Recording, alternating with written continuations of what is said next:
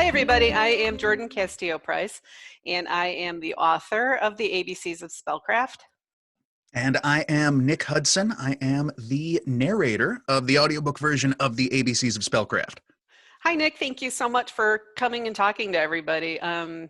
People are super curious about the process of making an audiobook, and I think if you haven't been in the trenches and done it before, a lot of the aspects can be sort of mysterious. So I Yes. thought we could talk a little bit about what goes into making the audiobook. And we could start by talking about just sort of the technical step-by-step history of how it all comes together. So it starts on my end. I have properties that I own, which are the books that I write, and I make them available on a platform that connects property owners and narrators together. So I make the book available, and I describe a little bit who I'm looking for, what the project is like, when I need it by, and I fling it out into the world for audition. And yeah, then from my end, it's ACX is the platform, the Audiobook Creation Exchange, which is Audible's back end, basically. Excuse me. And the parameters that I can put in are things like genre or language or age type or dialect, things like that. And I plug all that in. I see the ABCs of Spellcraft come up. I say, neat. I pop that open, and we go from there. I'll record with this, I don't know if you can see it, with this mic right here. And yeah, and we go from there. We were talking a bit before the recording started about that audition, which I almost didn't audition for. I can't. I'm dismayed when I think of what a near miss that might be if you hadn't auditioned, because you're Thank so you. perfect for it. Well, I looked through the thing. I've never done romance books before. I've done cozies. I've done a bunch of other things like that under another name. But I've never done a romance book because I don't think of myself as someone who is particularly appealing in a No. I will sweep you off your feet. Yeah, I think of myself as kind of a goofy, nerdy guy, and so I saw the ABCs of spellcrafting thing. I said, well, I know I can do a Russian accent. The protagonist seems like he's got kind of the fun goof, the main protagonist Dixon seems like he's got sort of the funny, goofy, nerdy thing going on. But I don't know. And I sat on it probably for 2 or 3 weeks, maybe not that long, but for a stretch of time, thinking, I'm probably not right for this. And however long it was, a couple weeks goes by. I pull up ACX again. I see that it's still up. I say, all right, this is probably a sign. Worst that happens, this lovely author is going to laugh at me and say, who's this knucklehead auditioning for my thing? And we'll see what happens. And yeah, I guess it turned out okay though. Well, and you know what's nice about ACX is that it gives me a chance to pitch the project in a way. And I'm not sure if all authors do this, but I like to really give the narrator a good idea of what they're going to expect if they're going to work with me. So like, are there going to be more in the future? What's the tone that I'm expecting? And a lot of male romance books have a focus a lot on the romance and the sex, and Spellcraft really doesn't. I mean, there are some romantic scenes, but they're sort of soft focus, and they're not really like a play-by-play of the romantic act. But that said, when I notice your pacing gets very different when you do segue into a romantic scene, that suddenly everybody who's like goofy and weird gets really tender and you totally believe them. Like, I just think that you might think that you're goofball, but I believe every last romantic thought that flits through Dixon's mind. Well, and that's what life is, right? I mean, we're not, so few of us are the Fabio romantic type type person. We are humans with flaws and goofiness and many different facets, and that's something that I love about your writing, is that you're able to capture all of that within these characters. They're not one dimension, and they could so easily be just here's a goofball and here's a tough guy, but they're not. There's so many more layers there, and you made a lot of my work very easy with that Oh, thank you. thank you by doing that. So it was really a pleasure to do. So I guess what happened, so I received a number of auditions. Your Dixon sold it to me, and your Yuri cemented it, because your Yuri was I felt the most realistic. Okay. And then I believe we did Emery Flint, who's the villain of the first book, also, because I wanted to see what you would do with a villain, and I just thought he was delightfully creepy. He's so much fun. So yeah, between those three things, I was pretty sure I was going to go with you. Thank you. What happens on your end after I say, okay, yes, I would like to work together? Then I send you a contract, right? Mm-hmm. I see there's it's a form contract that comes through with ACX. I see you'll either they'll do X much per finished hour, or royalty share, which we were talking about a little bit, which is I don't even remember how they break down the numbers with that. There's Amazon gets X much. You split the proceeds somehow. Yeah.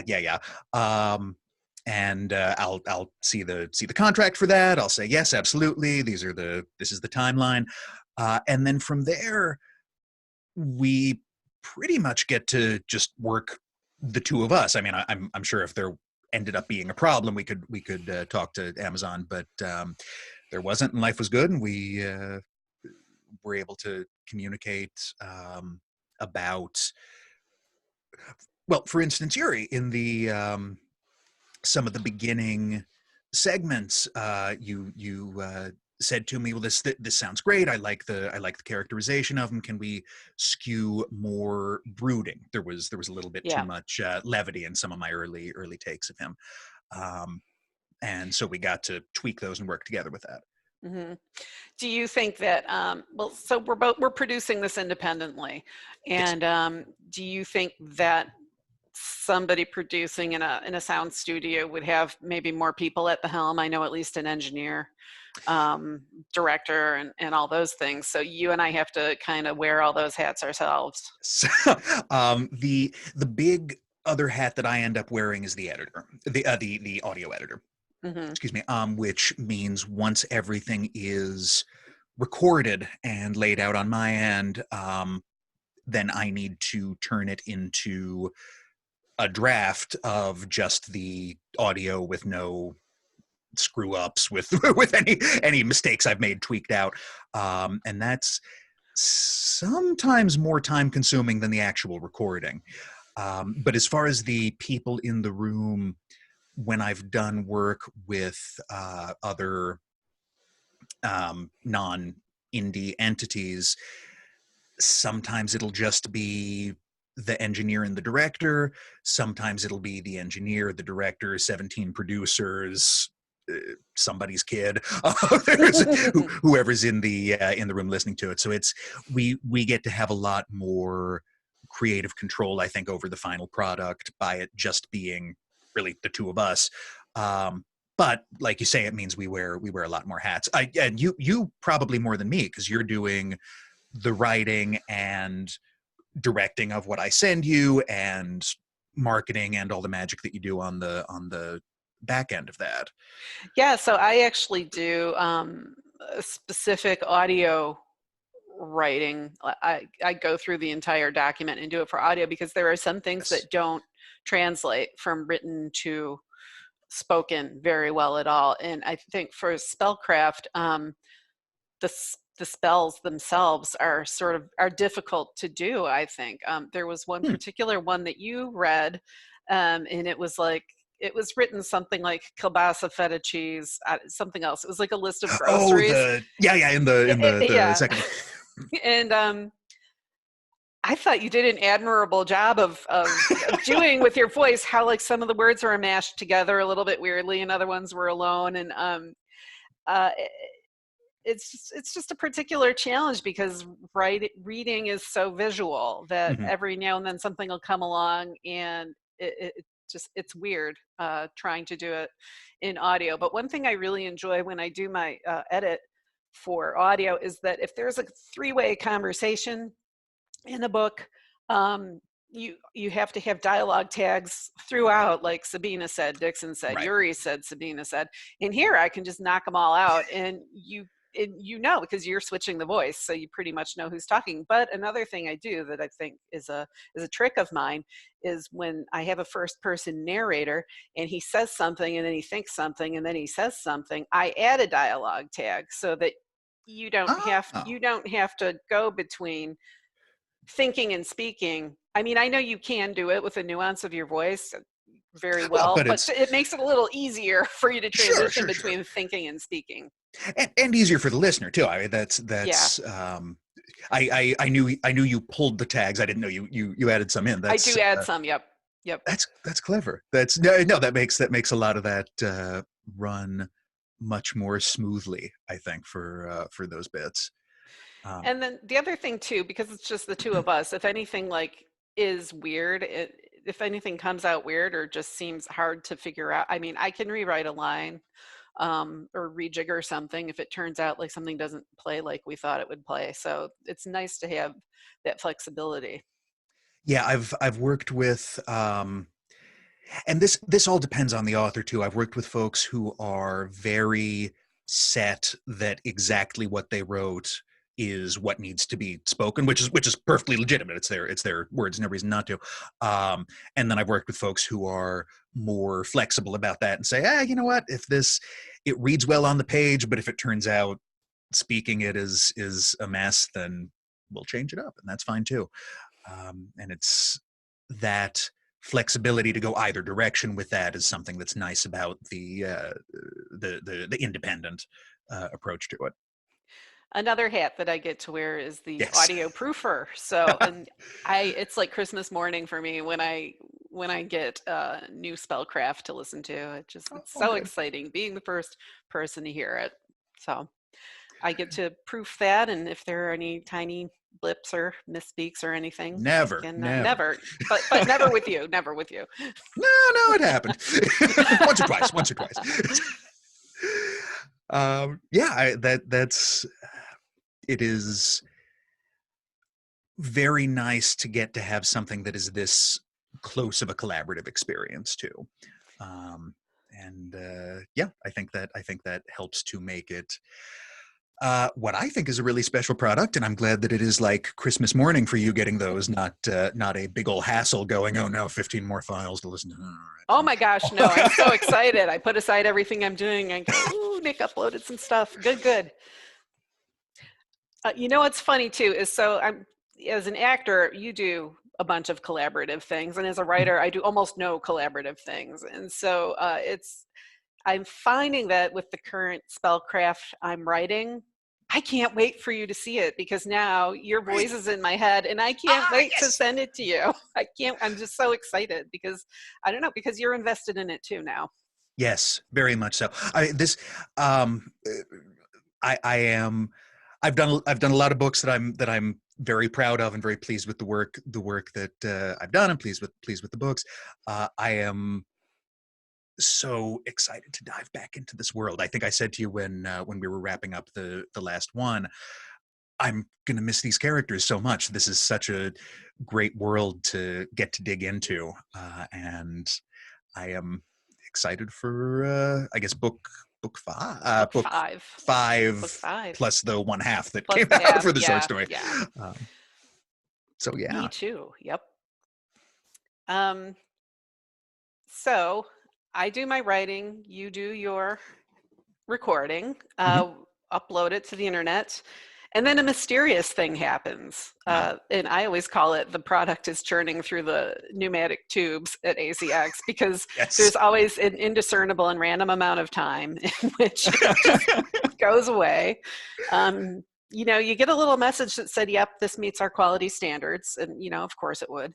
And then it just, you don't know what's going on until one day, boop, there it is, and it's available. And you have to scramble and do all your marketing because you don't know which. Yeah, exactly. No, that's the hamsters in the ACX hamster wheel. They run through the wheel. Files go through the pneumatic tubes, and depending on how much hamster kibble they've had that day, it goes quicker or slower. That's all there is to it. Yeah, that's the one part that I guess we're not directly involved with, is the move from final audio product to purchasable audio product. That's the magic of the ACX Audible interface. And the other thing too is that as the property owner, I don't have input as to what it's priced at, whether they've put it on sale.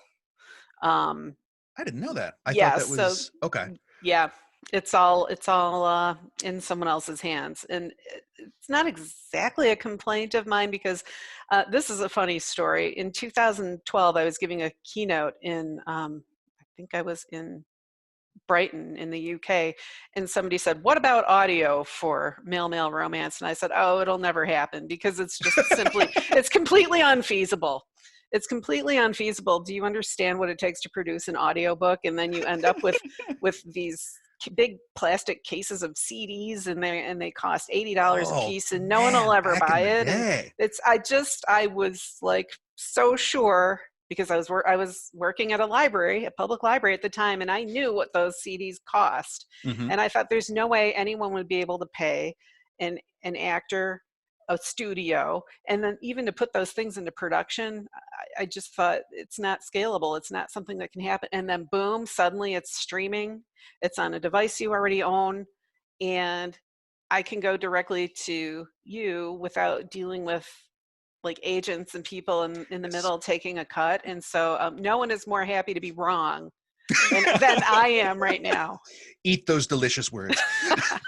Well, and that's if you ever want me to bore you, that's the advent of the MP3 and the way that that technology has advanced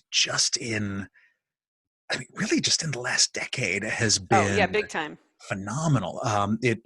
Time was you would have to. ACX didn't exist. Forget it. You couldn't even get an audition without having an agent, an agent or a manager or some publishing house that already knew you.